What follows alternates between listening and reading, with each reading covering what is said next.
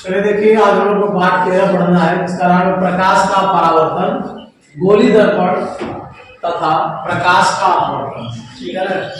तो परावर्तन तो हम लोग जानते ही हैं। परावर्तन को एक शब्द है प्रकाश। प्रकाश क्या होता है? प्रकाश आप लोगों ने देखा है? प्रकाश देखे हैं? देख सकते हैं प्रकाश? मतलब इसमें प्रकाश किधर से आ रहा है? उसको तो एक दिशा में चाहिए ना। अब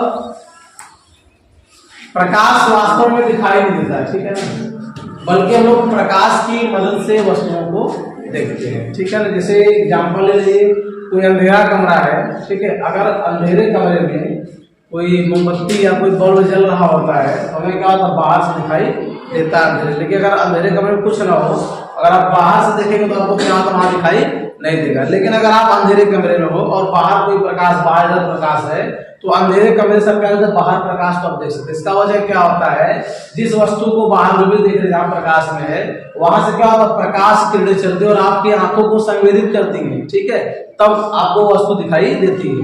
मतलब कोई वस्तु आपको तब दिखाई देगी जब उस वस्तु पर प्रकाश पड़े और वहां से कुछ प्रकाश आपकी आंखों तक आए, तब क्या होता है, आपको वस्तु दिखाई देती है। तो प्रकाश की परिभाषा क्या होती है बताएंगे। प्रकाश एक ऐसा विकिरण है जो हमारी आंखों को संवेदित करता है, जिसकी मदद से हम लोग वस्तुओं को देख पाते हैं। ठीक है ना। प्रकाश स्वयं दिखाई नहीं देता, लेकिन लोग प्रकाश की मदद से वस्तुओं को देख सकते हैं। ठीक।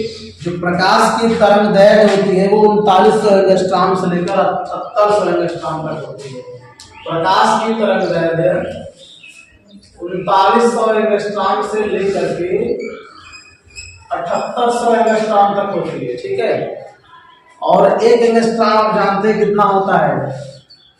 एक एंगस्ट्रॉम बराबर कितना होता है? 10⁻⁻10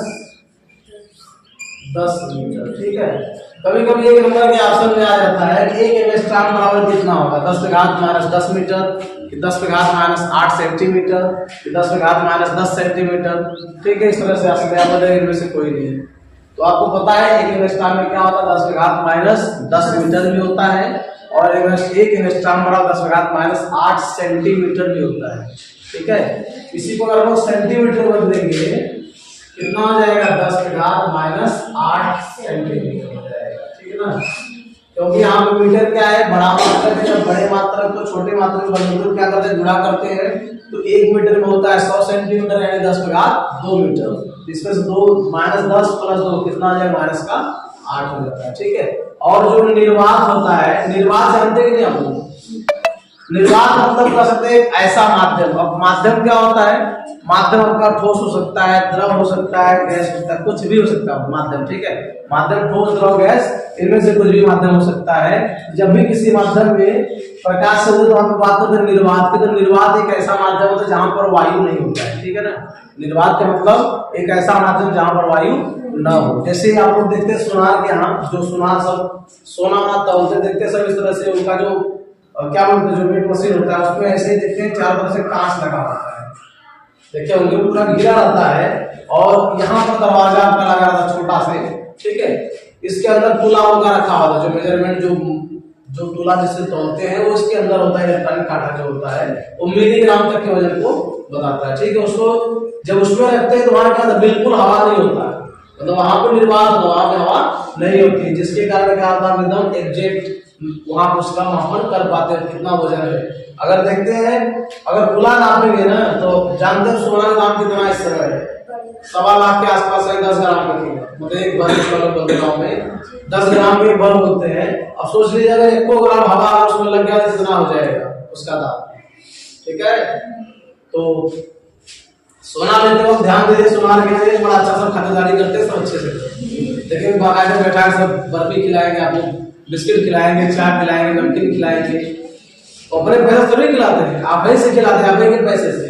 और इधर हवा लग रहा है, इधर तौल रहे, हवा में दिखाएंगे आपको, देखिए।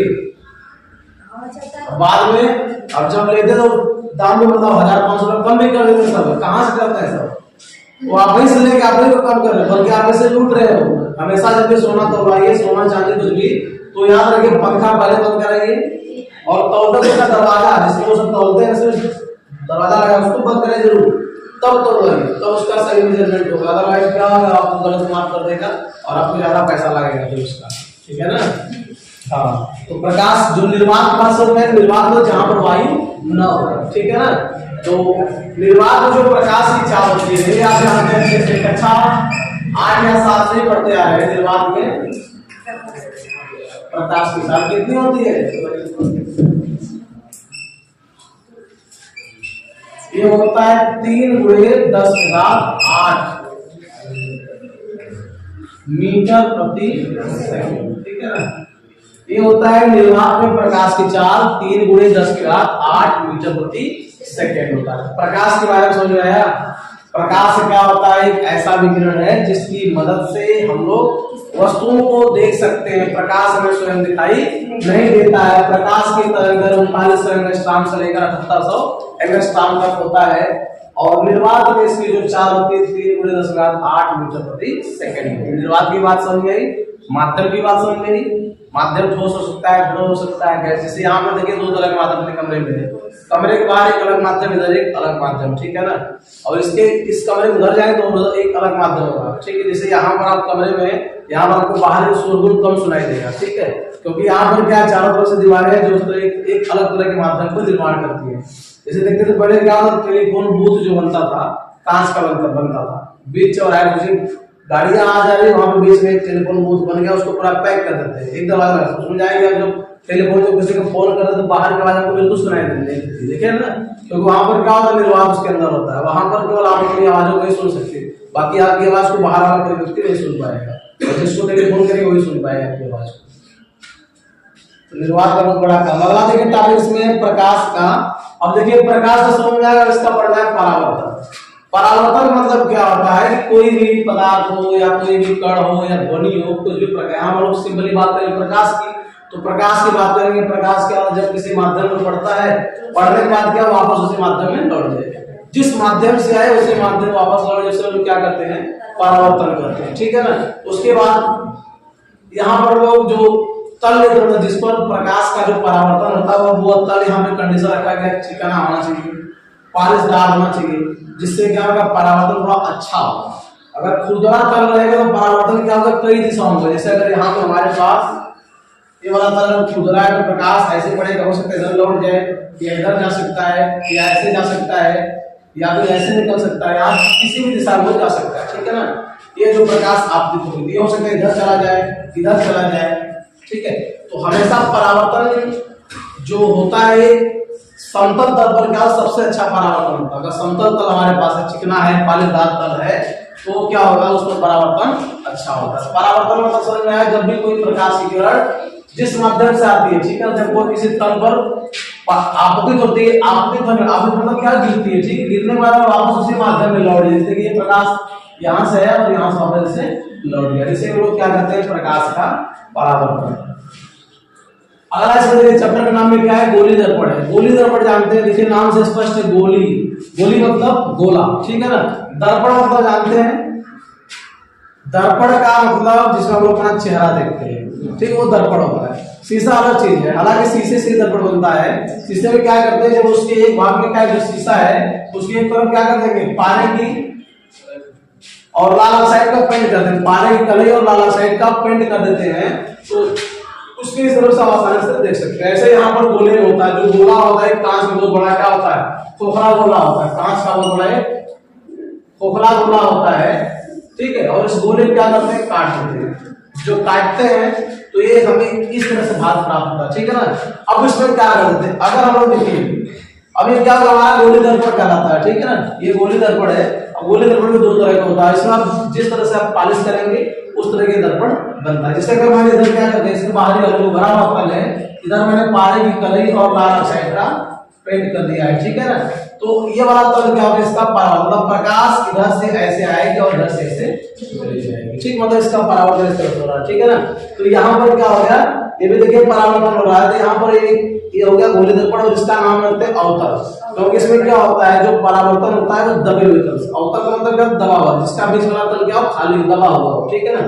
तो यहाँ पर क्या होता है इसको बोलते हैं लोग अवतल दर्पण। लेकिन अगर इसी को हम लोग इधर से काट दें, ठीक है ना, इधर से काट दें या किसी तरह से अगर काट दें, देखिए ऐसे बना लें इसको, और इसमें क्या करना है इसके इस वाले सिरे पर जो दबा हुआ तल है, ठीक है ना, चाहे ये वाला काट करके इसके हम लोग क्या कर ले अंदर वाले सिरे पर हम लोग क्या करते हैं पारे के कले और नारक साइड का पेंट कर देते हैं। इसका जो ये वाला जो सिरा होता है बाहर वाला सिरा, ये क्या हो जाता है इसका परावर्तक तल हो जाता है, जो उभरा हुआ सिरा होता है, ठीक है।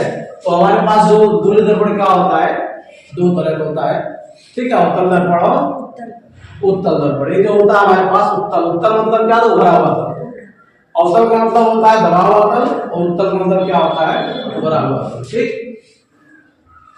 अब है अपवर्तन। अपवर्तन आप लोग देखे होंगे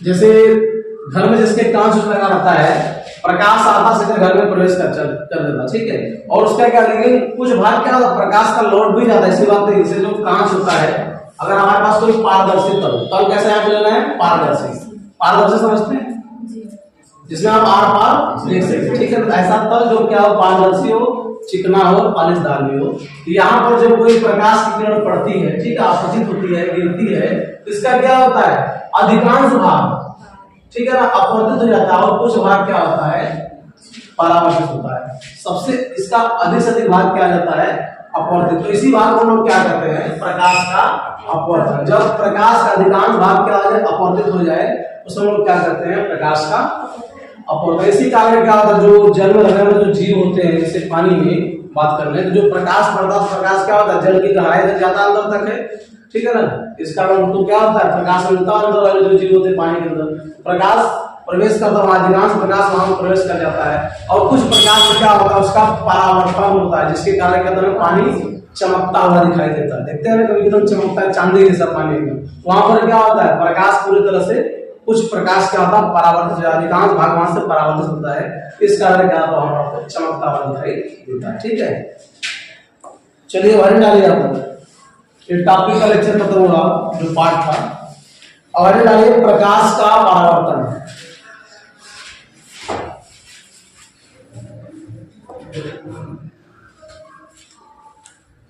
प्रकाश का परावर्तन हेडिंग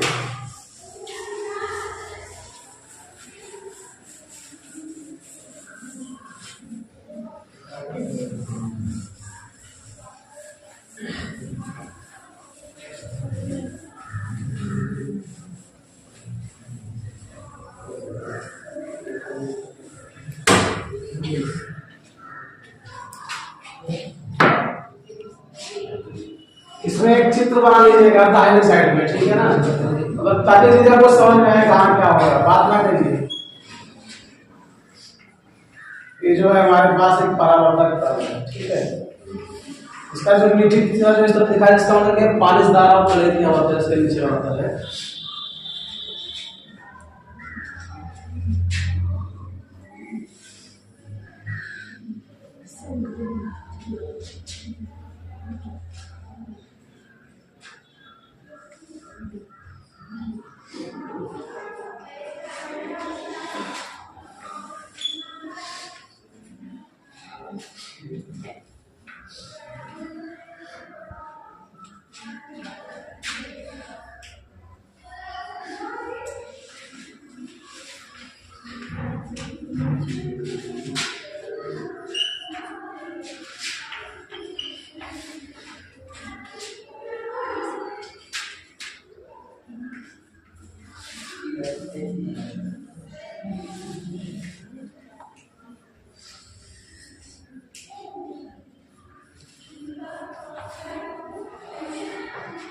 ये आपतित किरण है, ये परावर्तित किरण है।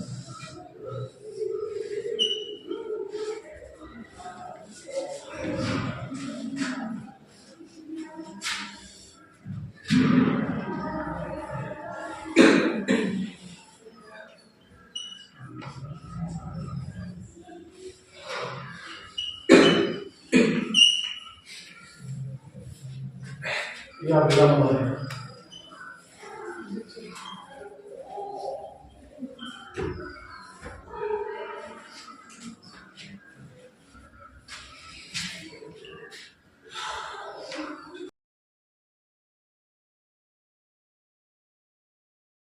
ऑप्शन कोड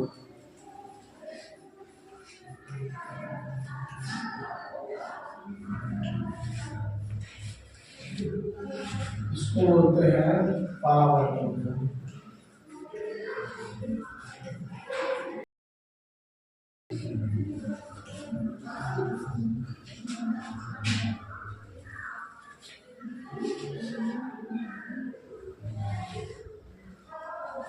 ये दर्पण है,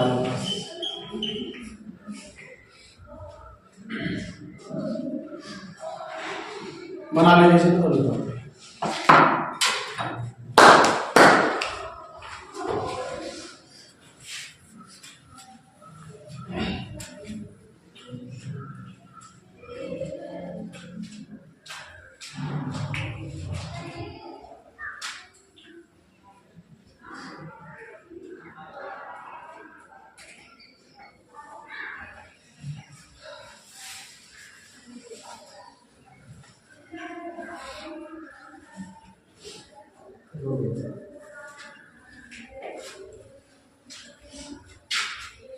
चलिए देखिए, यहाँ पर देख सकते हैं हमारे पास M1 M2 का एक दर्पण है। दर्पण की विशेषता आप लोग जानते हैं अच्छे से। क्या होता है, उसका जो नीचे का सिरा यहाँ पर है, ये क्या है, पालिशदार के, मतलब पालिशदार, इसमें क्या है, पारक करेगा और लाल ऑक्साइड का पेंट, इसके ऊपर आपका क्या हो जाएगा, चमकदार, जो क्या होता है परावर्तक तल कहलाता है। यहाँ पर जो कोई प्रकाश की किरण की दर्पण की बिंदु B पर क्या होती है, आपतित होती है, वो क्या होता है, उसी माध्यम पर, जिस माध्यम से प्रकाश किरण आती है उसी माध्यम पर उसका दूसरी दिशा में परावर्तित हो जाती है। ठीक है ना। तो यहाँ पर जब जिस बिंदु पर वो आपतित होती है उस कोण या जिस कोण पर वो क्या होती है, बिंदु B पर आपतित से लोग आपतन कोण करते हैं, और जिस कोण से वो परावर्तित से लोग क्या करते हैं, परावर्तन कोण करते हैं, और जिस बिंदु पर आपतित से लोग क्या करते हैं, आपतन बिंदु करते हैं। ठीक, लिखिए इसमें, जब प्रकाश किसी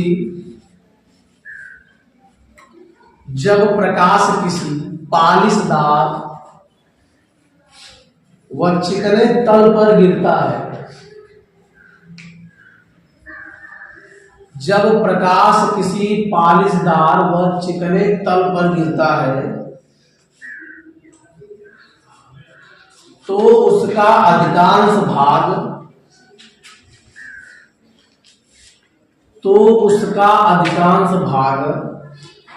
वापस लौट जाता है, गिरता है तो उसका अधिकांश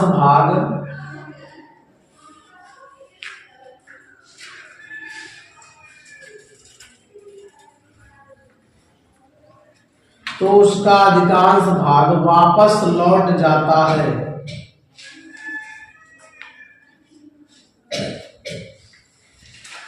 प्रकाश के चिकने तल से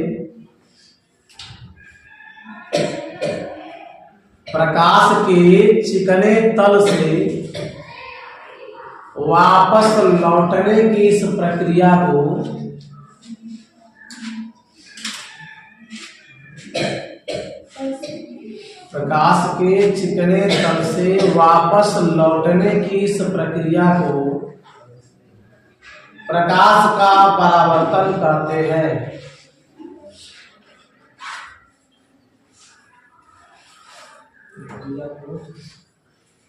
प्रकाश का परावर्तन कहते हैं।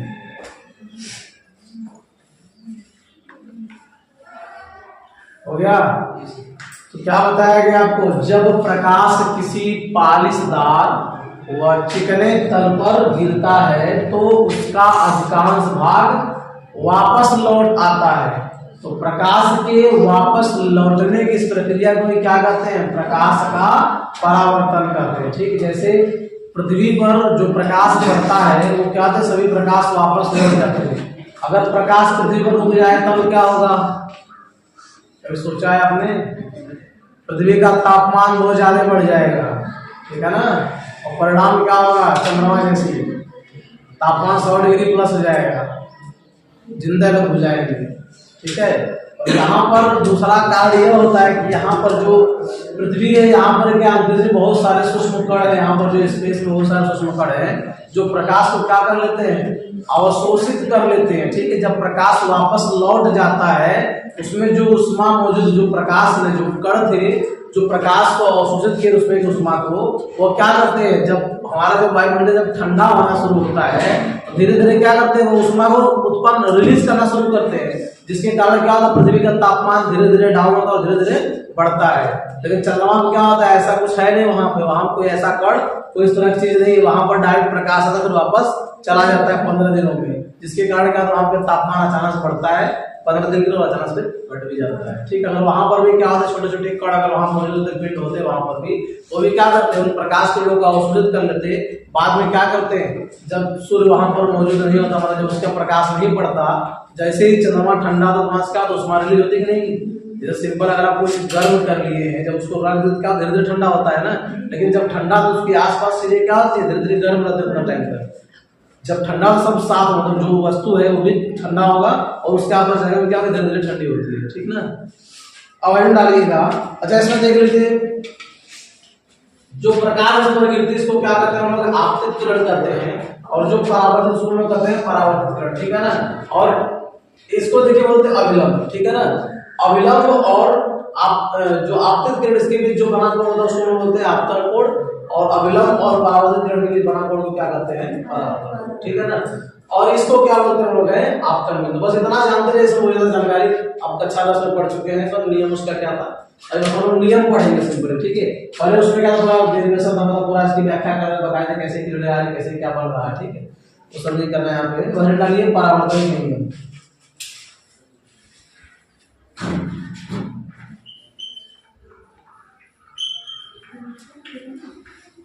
परावर्तन के नियम।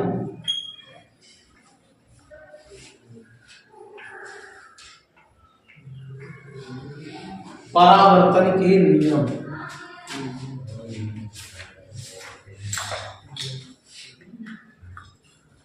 लिखिए। परावर्तन के दो नियम हैं।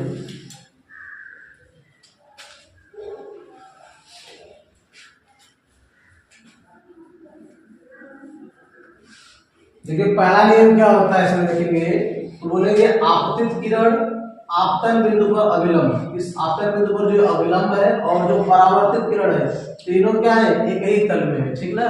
लिखिए आपतित किरण, आपतित किरण कामा आपतन बिंदु पर अभिलंब, आपतित किरण कामा आपतन बिंदु पर अभिलंब तथा परावर्तित किरण, आपतित किरण कामा आपतन बिंदु पर अभिलंब तथा परावर्तित किरण तीनों एक ही तल में होते हैं। आपतन बिंदु पर अभिलंब तथा परावर्तित किरण तथा परावर्तित किरण तीनों एक ही तल में होते हैं।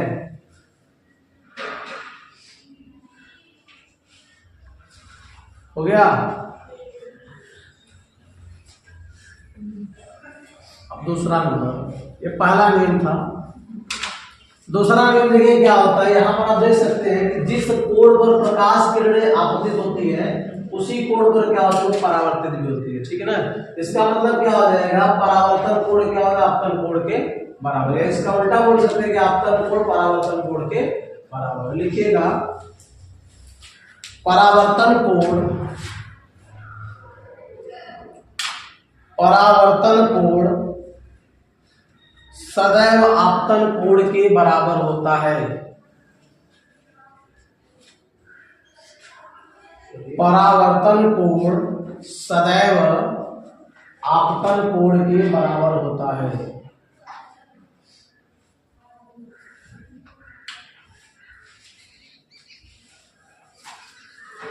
परावर्तन कोण सदैव आपतन कोण के बराबर होता है। ठीक, ये दो नियम थे परावर्तन के।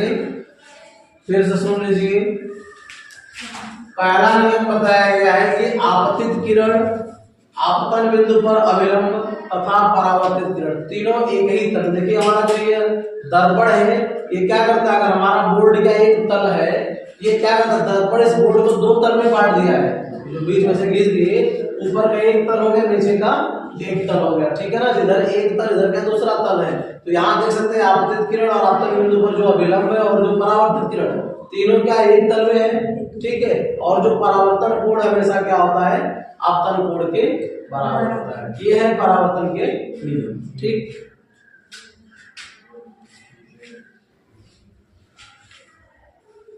अब अगला हेडिंग है प्रतिबिंब।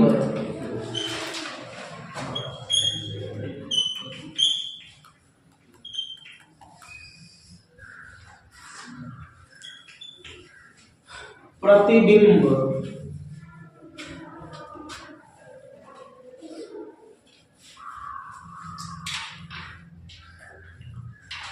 अगला हेडिंग है प्रतिबिंब।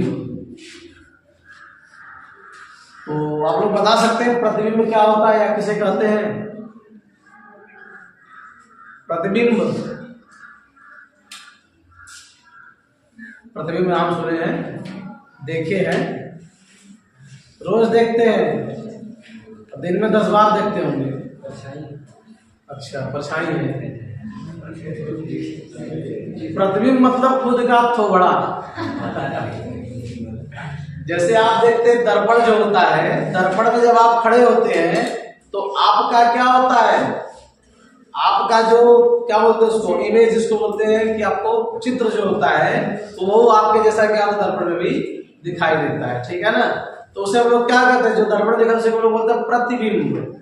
ठीक है, बात समझ में आई? जब हम लोग क्या होता है, जब कोई वस्तु दर्पण सामने होती है, दर्पण में क्या उस वस्तु वो वस्तु में दिखाई देती है तो उस वस्तु को क्या करते हैं, प्रतिबिंब कहते हैं। जो दर्पण वस्तु दिखाई देती है उसे लोग क्या करते हैं, प्रतिबिंब कहते हैं। ठीक है, इसमें देखिए परिभाषा लिख लीजिए, प्रतिबिंब की परिभाषा लिखिए। जब हम दर्पण के सामने, जब हम दर्पण के सामने किसी वस्तु को रखते हैं, जब हम दर्पण के सामने किसी वस्तु को रखते हैं तो दर्पण में उस वस्तु की आकृति बन जाती है।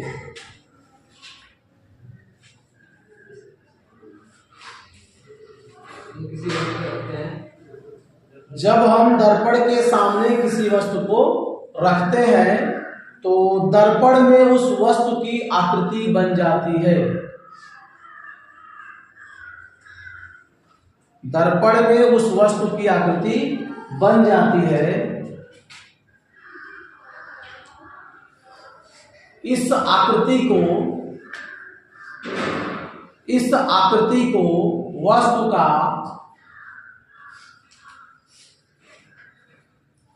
इस आकृति को वस्तु का प्रतिबिंब कहते हैं।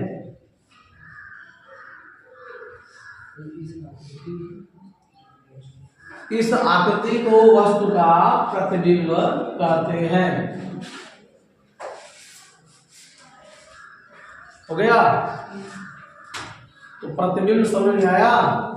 क्या बताया गया प्रतिबिंब के बारे में?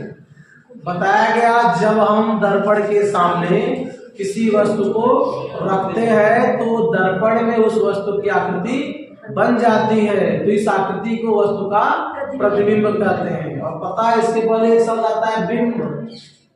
बिंब जो वस्तु होता है उसी को हम लोग क्या कहते हैं, बिंब। जो वस्तु है वस्तु को हम लोग बिंब भी कहते हैं, और इसी बिंब का जो उसमें चित्र बनता है उसे कहते हैं प्रतिबिंब। ठीक है ना, जैसे हम लोग का जो चित्र बनता है उसमें क्या बोलते हैं, प्रति इमेज या प्रतिबिंब कहते हैं ना। कांच के सामने खड़ा हो जाए खुद क्या करती है, आपको कांच बनी दिखाई देगी, जिसे हम लोग क्या करते हैं, प्रतिबिंब। ठीक, चलिए बाकी बातें फिर करेंगे हम, मिलेंगे।